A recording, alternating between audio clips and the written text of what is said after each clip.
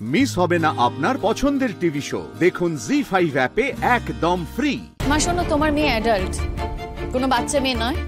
সে নিজেই ঠিক করবে সে কি করবে করবে না, আমাদের কথা তো সবটা হবে না। আর সে কি অন্যায় করেছে গো?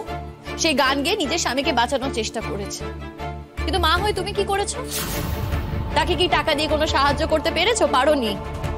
হ্যাঁ, আমি আমার মতো করে লোনের জন্য অ্যাপ্লাই করেছি, কিন্তু সেই লোন পেতে সময় লাগবে। আর লোনের কত টাকাই বা আমি পাবো? মা, তোমার মেয়ে যার কিনা কোনো গুণ নেই, লেখাপড়া নেই, কিচ্ছু নেই, সবাই বলে সে নাকি কিচ্ছু পারে না, কিন্তু একটা গুণ তো আছে, সে গান গাইতে পারে। সে গান গেয়ে তার স্বামীকে বাঁচানোর চেষ্টা করছে, সুস্থ করার চেষ্টা করছে। আর যদি তীর্থদা সুস্থ হয়ে যায় না মা, পুতুল দিয়ে একটা ইতিহাস গড়বে, এই ঘটনা লোকের মুখে মুখে ঘুরবে। তুমি সেসব কিছুই দেখছো না। মা হয়ে কোথায় নিজের মেয়েকে সাহস দেবে, ভরসা দেবে, সেটা না করে তুমি পুতুলদির খুদ ধরছো।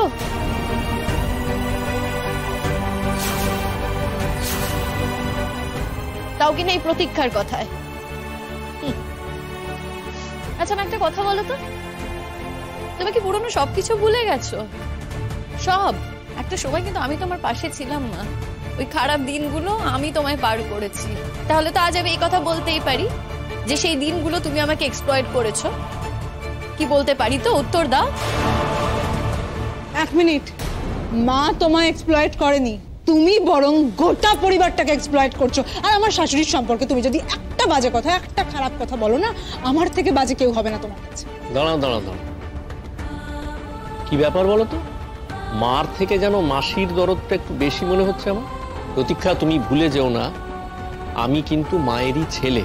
আমার কোথাও যেন মনে হচ্ছে আমার থেকেও মার প্রতি দরদটা তোমার আরো অনেক বেশি। হ্যাঁ, তা তো বটেই, আমার তো দরদ থাকবেই না। একজন বয়স্কা মানুষের একটা বাড়ি রয়েছে, আর তাকে ঠকিয়ে লুট করার জন্য তোমরা উঠে পড়ে লেগেছো। দায়িত্ব তো নিতে হলোই না, উপরন্তু এরা নিজেদের আখের গোছাতে শুরু করে দিল।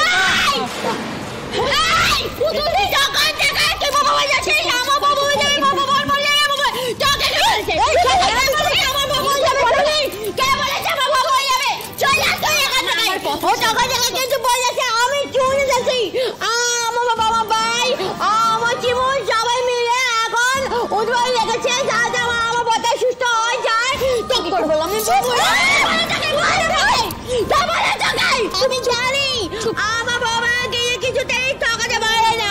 ও তো সবার সাথে ঝগড়া করে আমাকে গান গাইয়েছে আমি যাতে শুধু পয়সা পাই, আর সেই টাকা দিয়ে আমি আমার স্বামীর চিকিৎসা করতে পারবো। তোমার তো নিজের পথটাকে জেলে পাঠিয়েছিস, মানুষ জেলে কেন যায়?